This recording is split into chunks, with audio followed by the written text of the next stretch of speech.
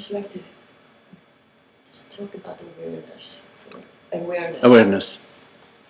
So I remember so many times going back, remembering now, in the midst of chemo, I would sit like this for hours and stare down on the floor and feeling, the pain of this body.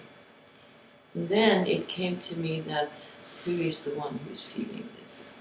It's I am aware of feeling this, or I am the awareness of these feelings. And so more and more you get into, I'm aware of this and this, but you may not necessarily place yourself in the awareness. So it seems to me that we float in and out, or I speak for myself, floating in and out of the personal versus the impersonal. As me is the personal me, and the awareness being the impersonal. So I am this awareness, but I'm also the awareness of me. So I am awareness when she goes to work, all of a sudden she's faced with these problems. I am in a shock. I used to pay about 7 or 8 bills. I'm now paying 30 bills from hospitals and various things. I'm facing 30 bills. Well, I don't know where my awareness goes at that point. I can say that it's a little shock to the system, but and the pocketbook and so on. But on the other hand, I'm also the awareness that is aware of this situation now. And for me also, I see when I'm in the awareness, it is like sometimes like a helicopter hovering over and seeing myself as whatever it is I'm seeing, but it puts a brake on the me because I'm the awareness. So I don't know. I am because I don't see how it's possible to live without feeling or the me. If we now talk about the me as to being the suffering self, the one who identifies with the body-mind, the one who is separate. So let's say that is me. Because there are times that comes on so strongly. But if I then go into the awareness that sees the me, then there is a certain peace. There's a peace in seeing the problems. Do you know what I'm saying? So is it then appropriate to see it like that? You can be in the awareness, seeing the me? Yeah. The peace is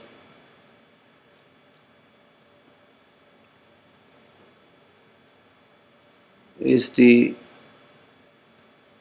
awareness that is free of the personal quality. The personal quality? The personal quality that is void or free of the personal quality. So when there is a me quality, a personal quality that arises, at that moment it's as if sort of awareness has sort of gone from its global, from its universal quality to this personal, limited sense, from the openness and the infinity to the personal finite.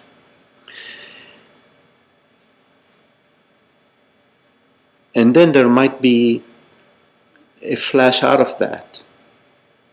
In other words, there is an experience of the universality of consciousness. Of course, it's not an experience, but there is sort of a pulling out of that again to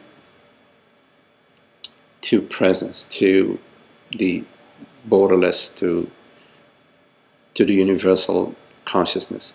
So the sense is that now I, as consciousness, am perceiving a form, but in fact forming a personal, the me. But in fact, when you're no longer in the me, and you cannot be in both worlds. Yeah? So it's like a memory. There is a memory, but not an experience of the me. So when you say like I revert back to awareness and perceiving the me,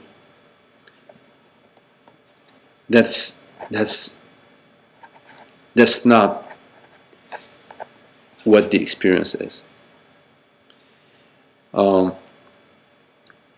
Because when you revert to consciousness, to universal quality, the personal is not on board. You cannot have the personal and the universal simultaneously. But you may not have it, but you may perceive it. You see that I am now into this personal. When you are perceiving it, you're not in it. When you are perceiving it, you're not in it. When you're perceiving the personal, at that moment there is no personal. It's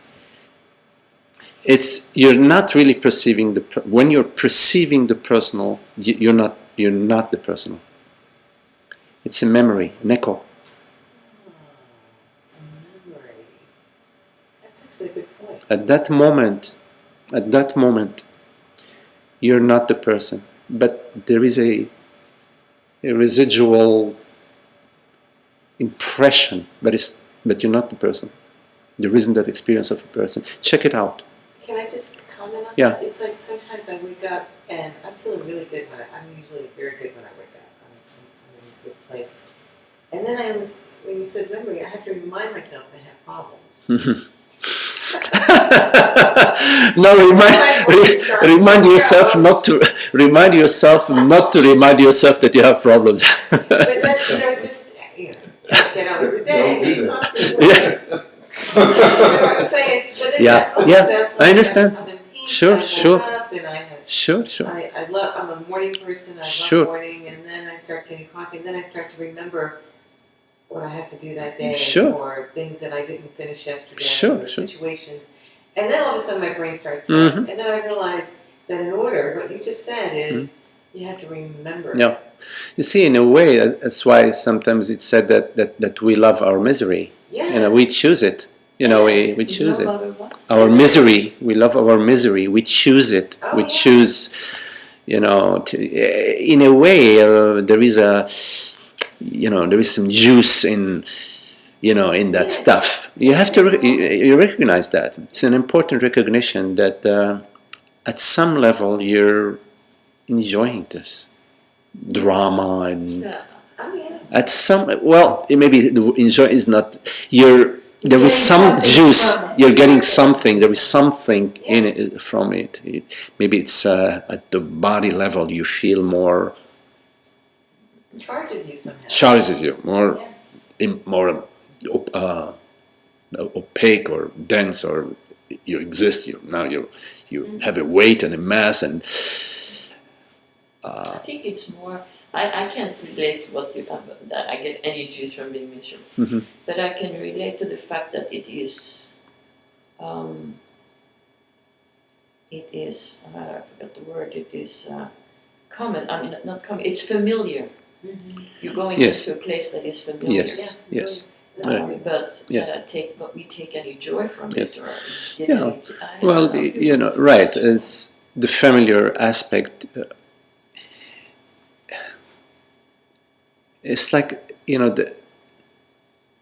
the game of the separate self is that I need to maintain myself, because if I don't maintain myself, I as it's the only one I as consciousness will die. So I've got to maintain myself. So it's great anxiety because I'm this body mind, so I've got to do my best to live as long as possible. But Okay, so what after 120? Doomsday is unavoidable for the body-mind, you know. So it's really the separate self is doing its best to maintain itself, but at the same time, it knows it's condemned. But it doesn't want to face this. Well, once it faces it, it faces that full on that hoax can only go so far. There is an important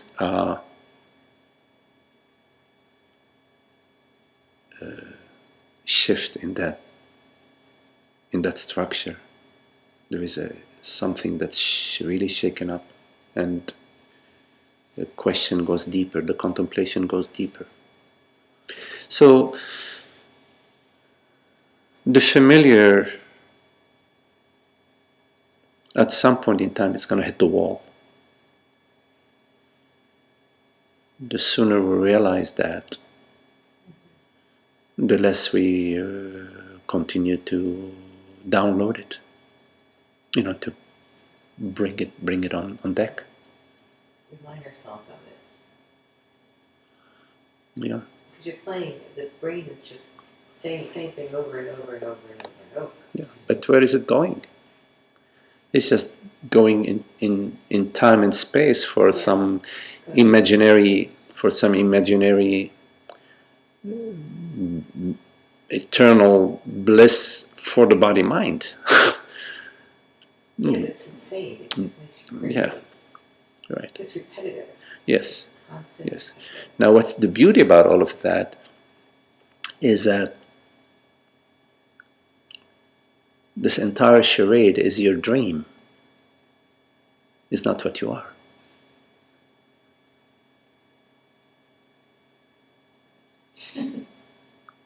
What you are is none of that. You're not the body mind. It's your dream. It's like the movie Matrix. Yes. That's exactly, they were all dreaming. It's your dream. Yeah.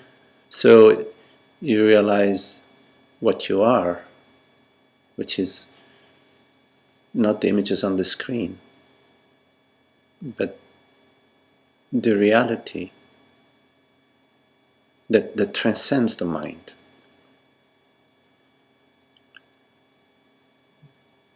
That the mind cannot comprehend or cannot perceive. When the mind looks at reality, it looks at it from a conceptual point of view. It can't fathom the infinite because it is finite. But I think only when you have what you call glimpses. In a period of expansion. Glimpses. Glimpses. In a period of expansion, yes. Then it is clear because you are the universe itself, you are the consciousness itself. But does a teacher like you, for example, go around and are in that expansion, or however you want to talk about it, all the time? We have periods that we go through. And it's wonderful. Any quote-unquote problems, just they don't exist. That you don't exist. I mean, you as the person is gone. But then, when that is over with, then you can say to yourself that I understand that I am consciousness itself. I understand. Or I know, let's put it that way, I know I am this consciousness. I know I'm this present awareness. But what happens? Do you forget it? Is this a forgetfulness that kind of comes and goes? Because it comes and goes. And can you truly say that you are never in the me moment yourself? Yeah, I mean, then, because it all comes back to this question that I always seem to have, that I never really understand, is that within, that consciousness is all there is. But that means that consciousness is also unpleasant, ugly, ignorant, violent, you can even say, whatever. if it is everything, it will also be the thing on the other side of the line, which are not so good. Mm-hmm. Does consciousness have cancer, for example? Mm-hmm. You are confusing. You're confusing the mind with consciousness.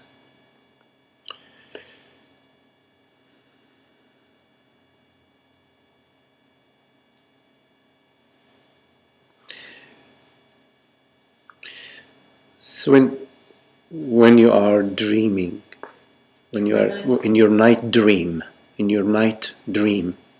you are dreaming that you are being chased by a lion, so your question is, and then you wake up, you realize that none of it was real. Your question is, well, I keep going back and forth. I wake up and then I dream that I'm a lion and the lion seems real, and then I wake up and I find out it's not real. Isn't the reality, in your question, just the way I'm hearing it, isn't the reality of consciousness that it goes to sleep and dreams of lion and wakes up and realizes that the lion is not real? So therefore the experience of consciousness includes, that's your question. See, the night dream or metaphor is a metaphor. There is a waking up that does not go back to sleep. Yes, there is waking up and going to sleep. Waking up referring to, in this metaphor, to a glimpse. So you have a glimpse of the reality of consciousness, and you realize that the separate me and the world, body, mind, that whole realm is just a freaking dream. It's not real. You realize in that moment that what I am is actually consciousness. It's beyond this realm. And because this experience, this actually it's a non-experience, at that moment the mind is not present. There is no mind in that glimpse, so it's not really a moment. It's a non-moment, non-mind, non-experience. But given that the body-mind is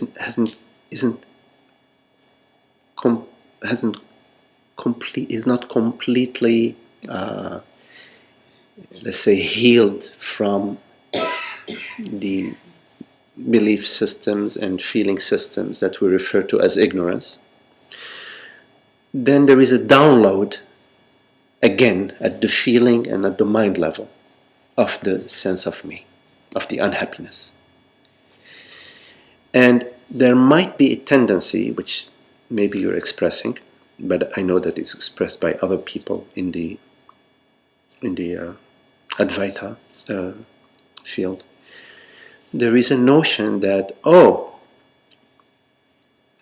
I have realized my true nature. I have comprehended. I got an experience of consciousness. I know that I am consciousness, but I am still experiencing misery. So, therefore, consciousness, the revelation of consciousness that I had, includes misery.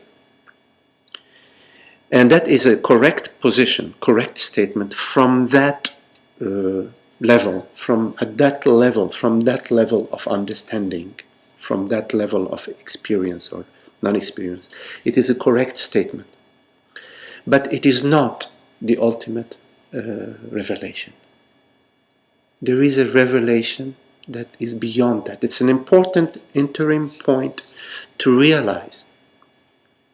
Crucial, essential revelation.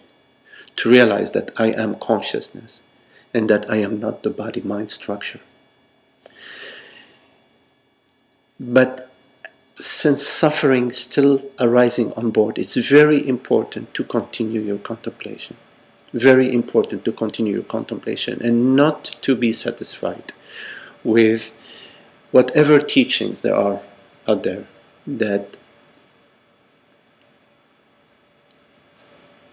state that God loves it all, including the misery. God is beauty, love, joy, peace, happiness, wisdom, freedom, and divine celebration, joyous celebration. It's the end of misery, the complete end of misery. Yeah? So,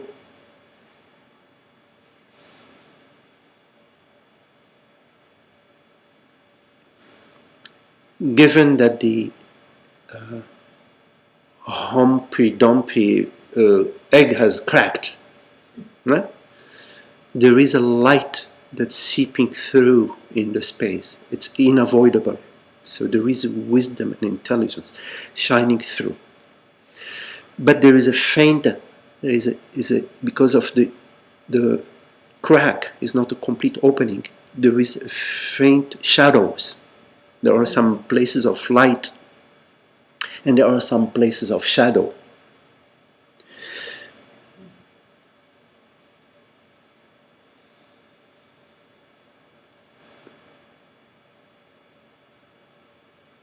So when you are in the shadow, in a sort of semi-happiness or semi-unhappiness, it's important that you first realize from your direct looking at that moment that the me as this woman, me as this Vicky, me as this person with cancer, me, whatever. There is a me mentation and the me feeling that is on deck, that is on deck, on board, that is on board. And that is where the unhappiness resides. You have to see that. You have to see that for yourself. You notice over and over that whenever there is an unhappiness, there is a forgetting or a reverting back, sort of a temporary amnesia from I am the infinite presence to I am this body-mind. That there is a forgetfulness at that moment, at that specific moment, because it's a mind-time event that is appearing. It's actually an image and a sensation appearing on the screen, but still it has enough in it to make you forget your true nature at that moment, and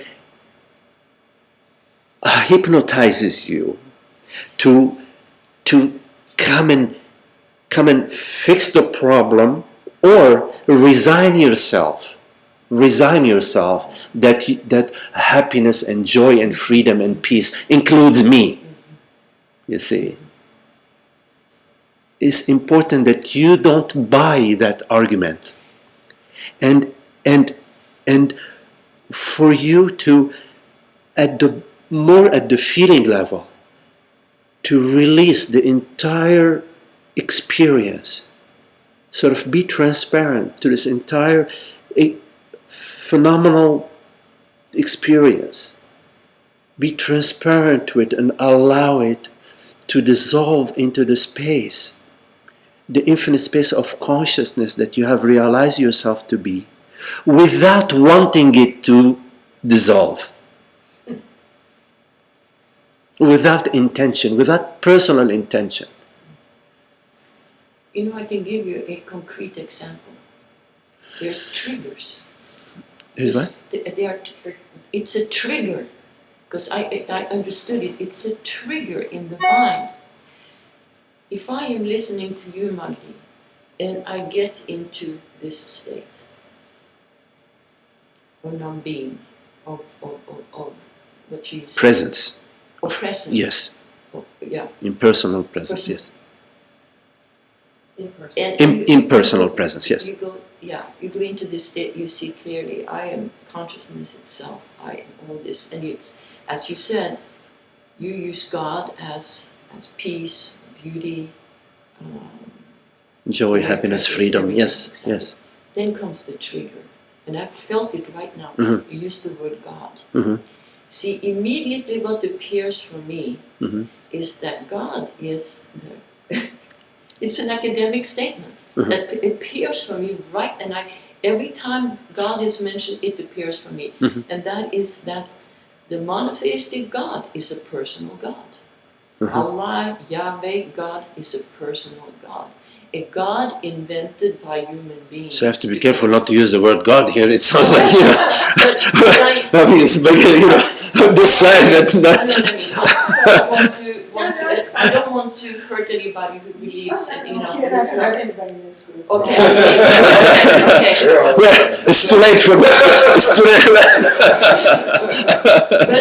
But all of this is a trigger, and it comes from me walking into, I taught comparative religion, right? It comes from me walking into a classroom, and people talk about God, and I have to say, you're aware, this is a personal God.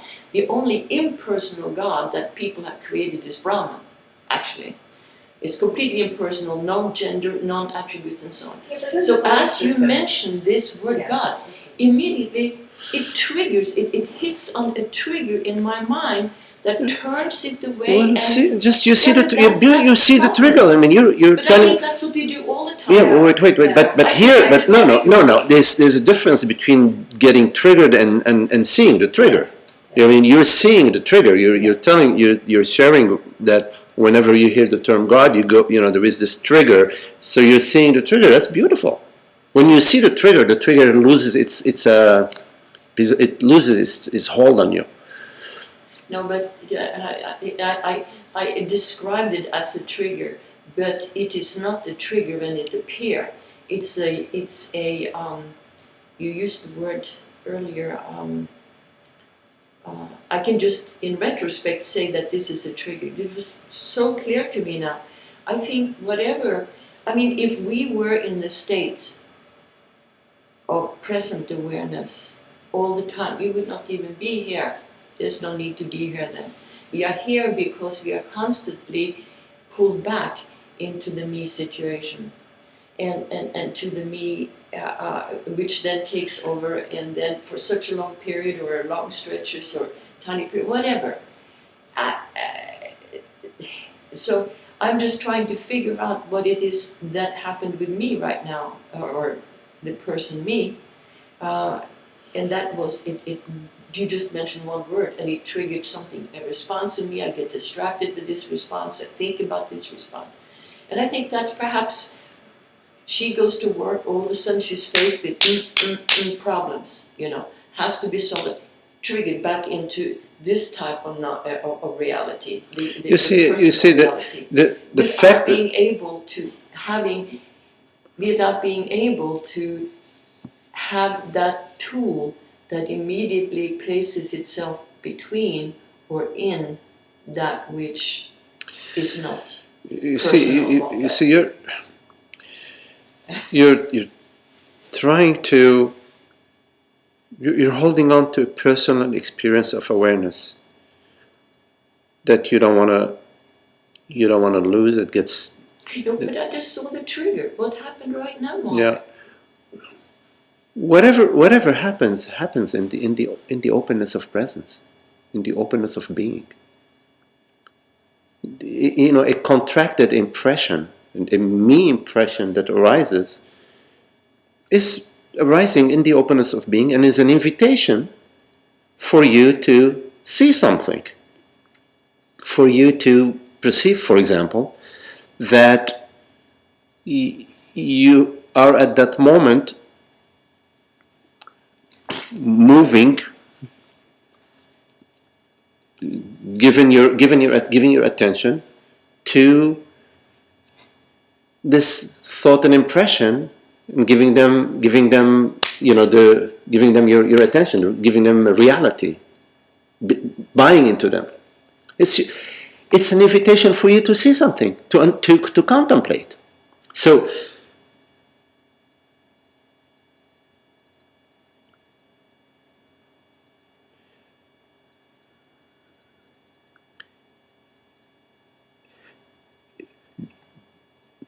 you're perceiving a problem where there isn't one.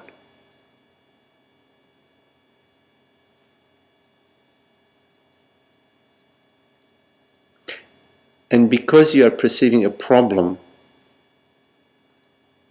in that very perception, you're making the me choice. You're choosing that position.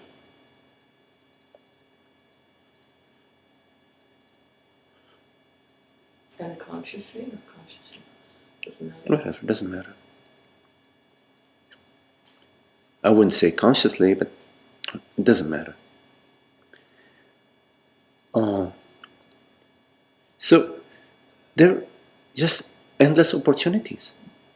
Why? Because you love the truth. Because You love the truth. Because you love the truth. Because you love the truth,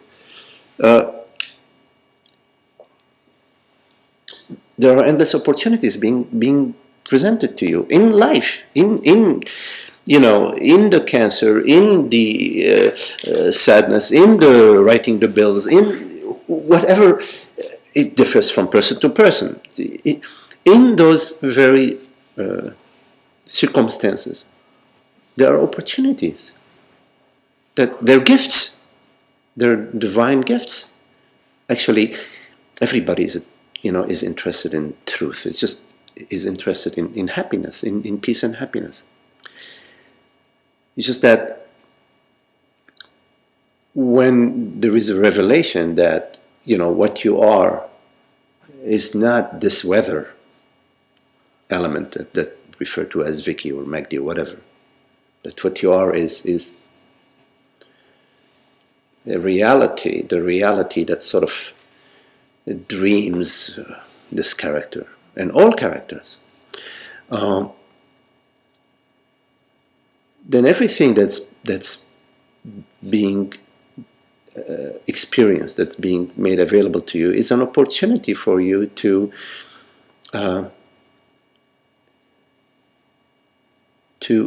clear out the remaining tendencies of ignorance and to know yourself across the board as peace and happiness, not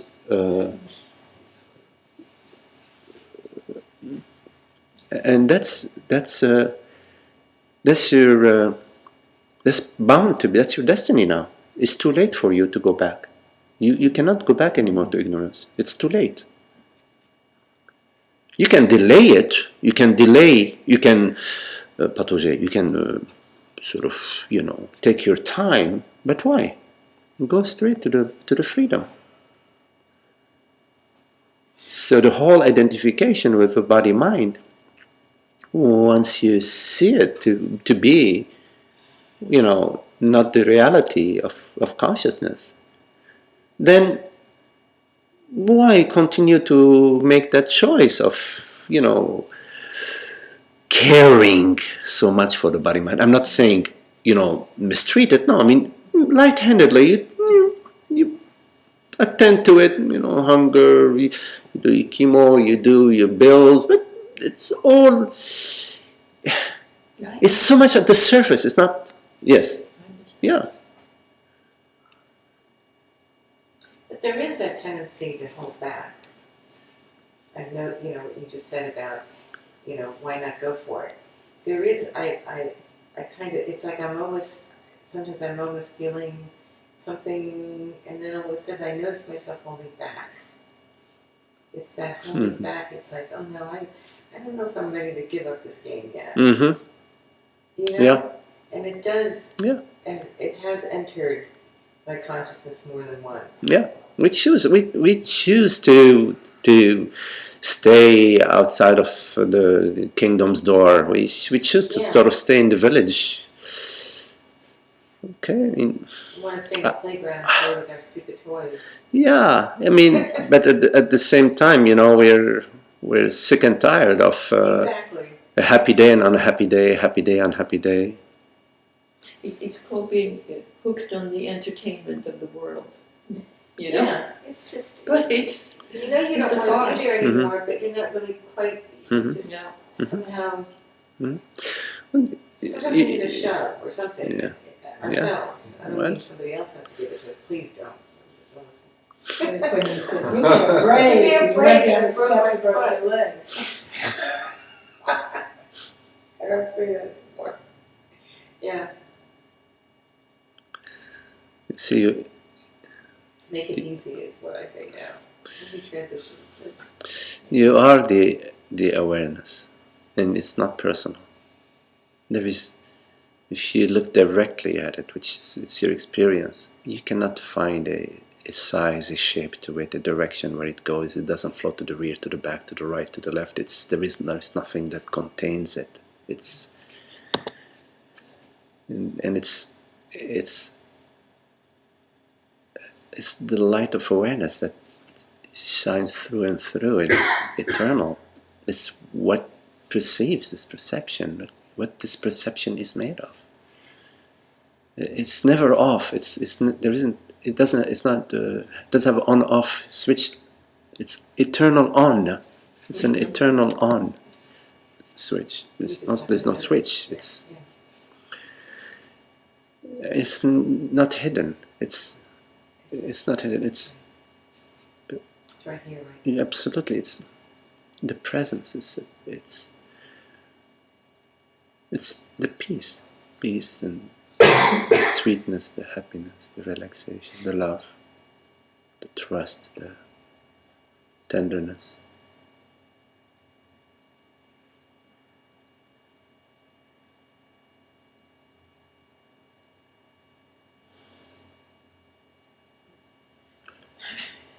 The game that Lana likes to play, or seems to be playing. Thursday, I went to the doctor's and found out I had another lump in the other breast. And I thought, okay, that's what's coming down. That's what's coming down. I'll just take it one step at a time. Mm-hmm. I found my mind going too fast. I said, wait a minute, what about the trip? We're leaving on Saturday. Mm-hmm. Just take it one step at a time. Yeah. And so everything was going pretty well. And this morning that I realized that I had set this morning to do the bills and get all the paperwork. Could not do it. Mm-hmm. And that what I had done was, and I looked at myself and I went, you're depressed. You can't, my meditations were really deep. Everything was being handled well. I was calm. But no, I really wasn't. I was very depressed. I came and sat down in here and started nodding off. Mm-hmm. And couldn't, I was having a hard time staying awake until that last discussion. And I woke up with okay, that's it. You just, that's where you're attached. And it's just more subtle. Mm-hmm. Mm-hmm. But it's the me that's still, that is, Mm-hmm. what was it? It was one key word that went between you two that I heard that woke me up, literally. All the energy came back in my body. Mm-hmm. Yeah. It's okay. It'll come to you. Yeah.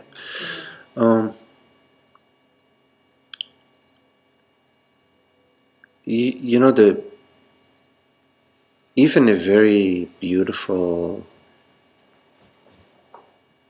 very nicely decorated car or home, very beautiful walls, very beautiful home, it's still in the realm of manifest. It's still in the, when you sort of through your minds and your feelings, you throw yourself in this really lovely place. It still has a mind quality in it. Has a mind quality in it. The freedom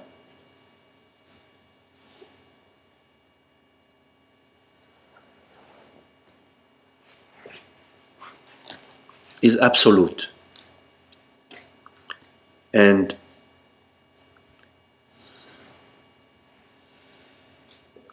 has no attachment to any experience, to any sensation, to any state. And has it's an innocence, sort of a childlike, a baby-like, and a willingness to be fully exposed with nothing to defend, nothing to protect, and not pursuing any state or any experience. It's not what? pursuing, not pursuing any state or any experience. You think I am pursuing a state or an experience? No, but you could layer it over with. Well, that's that I am Yeah, doing. yeah. I am. Yeah. I mean, that's what I recognized today. Was that it was, Whenever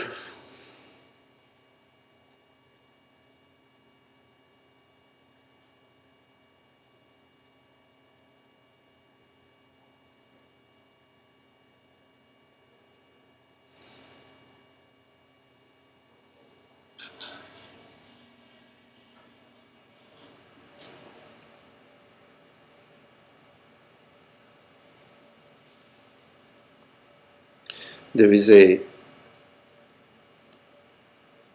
me impression that basically an emotion, is a me impression in it. There is a resistance and a pursuit.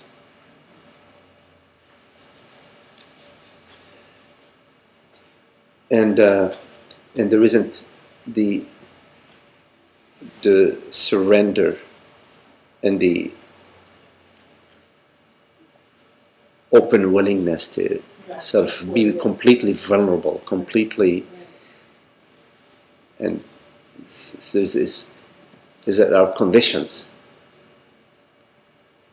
And what are we trying to protect? no, that's what I'm The mind is always trying to protect its images, its dream characters. It's a dream inside a dream, an imagined me that's trying to live a life.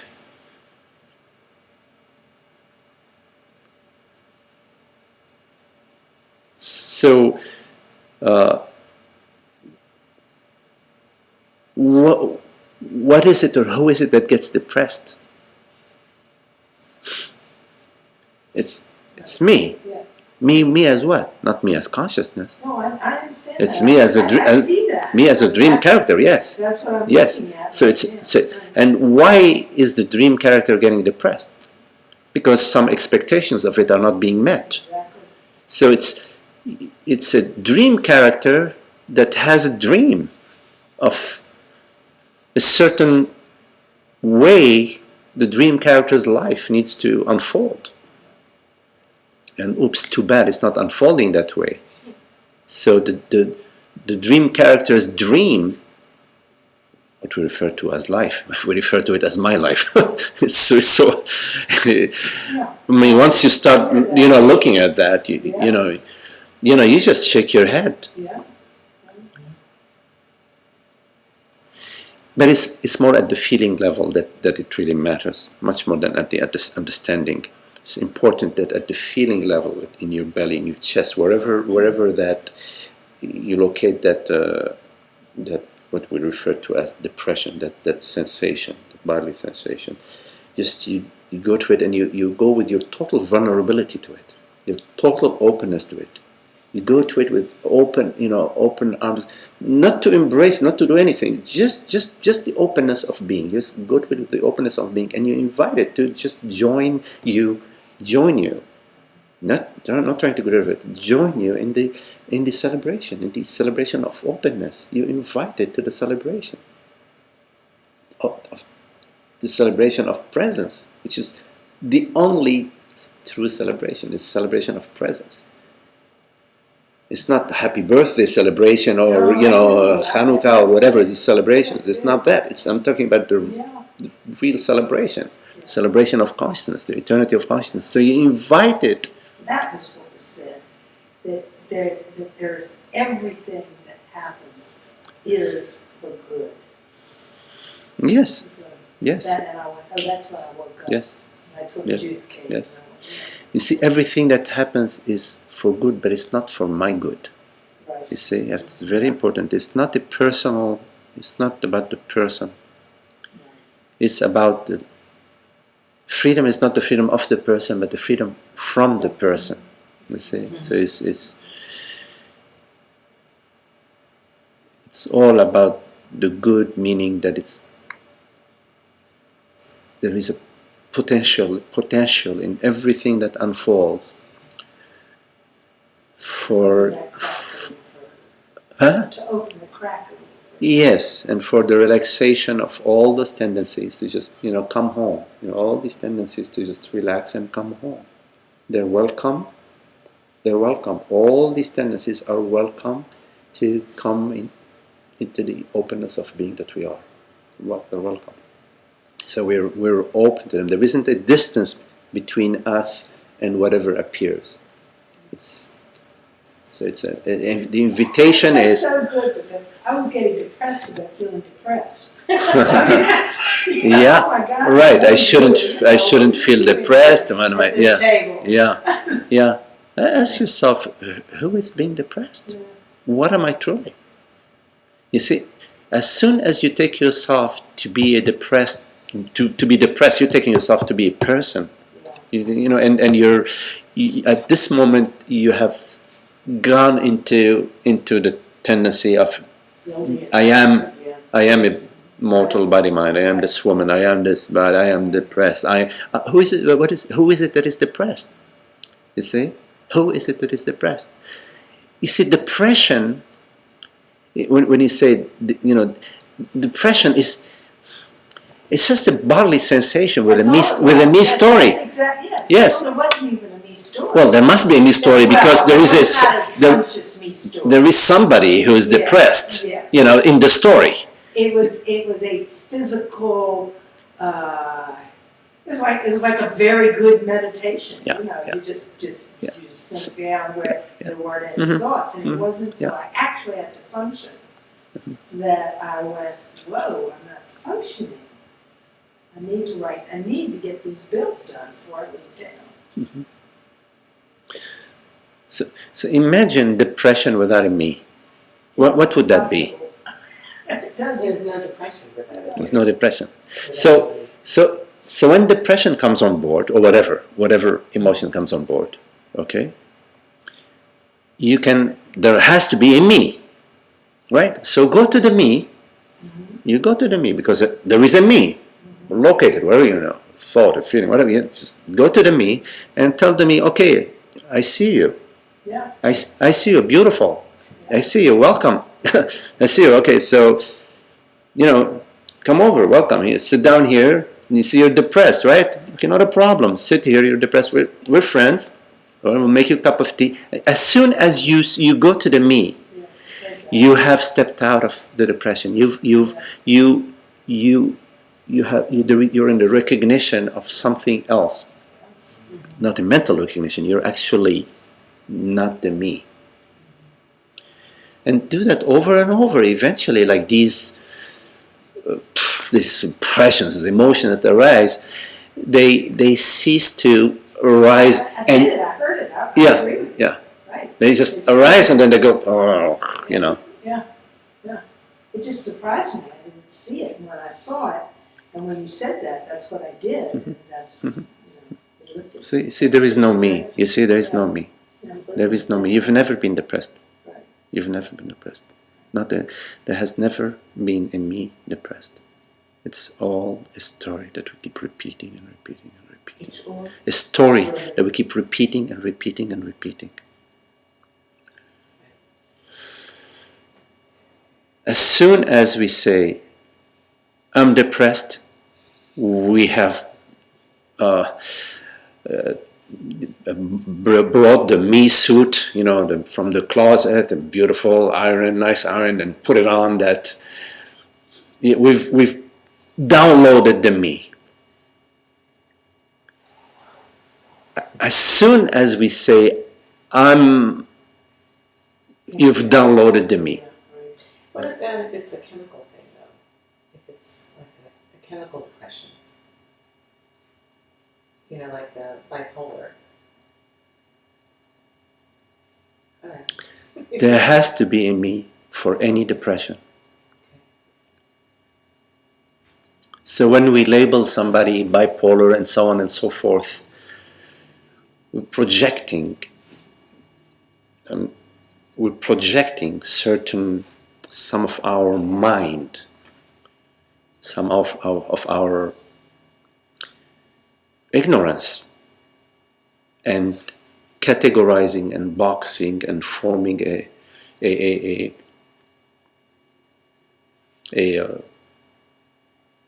theory. But that person can be self-destructive and can hurt themselves physically. Well, we can love. Where is the love? Yeah. We can love. There is a lot of love. If somebody has tendencies to destruct themselves and so on, we can meet them with love. You see, there is a lot of inherited ignorance that leads us to self-destruction and to feel very isolated, we feel in an impasse, and there is often a lack of love around to sort of be available in that way. Oftentimes there is a lot of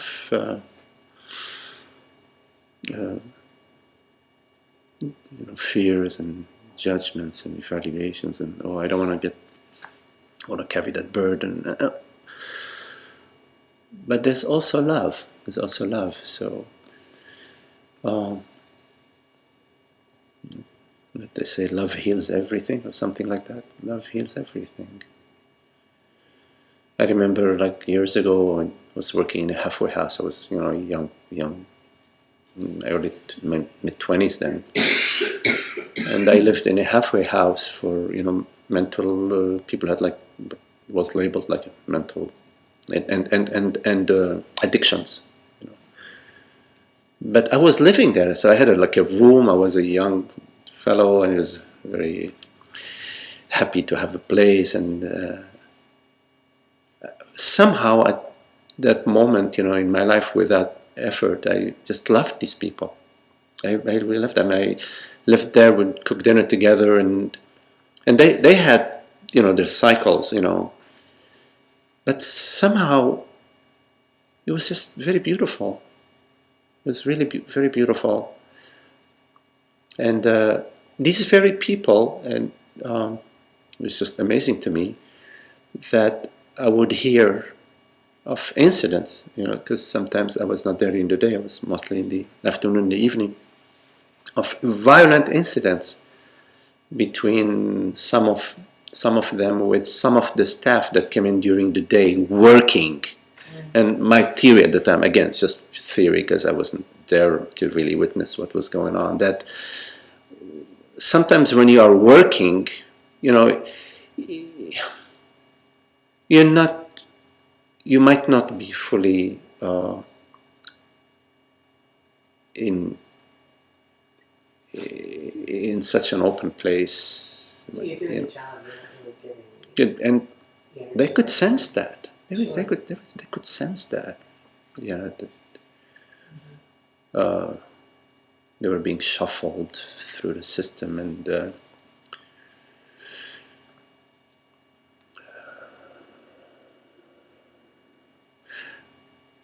you see,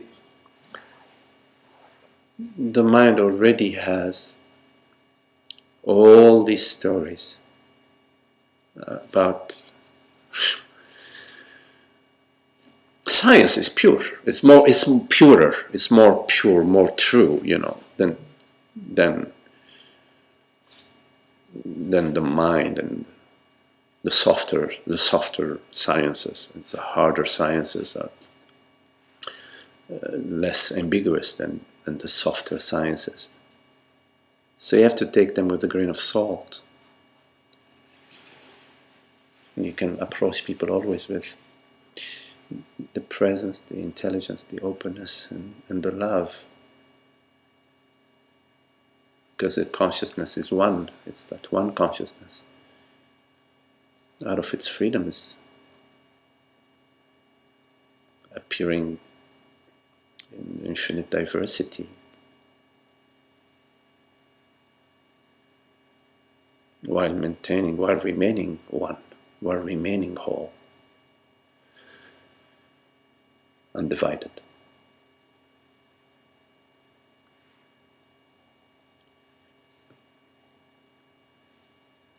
We finish at 4, yes?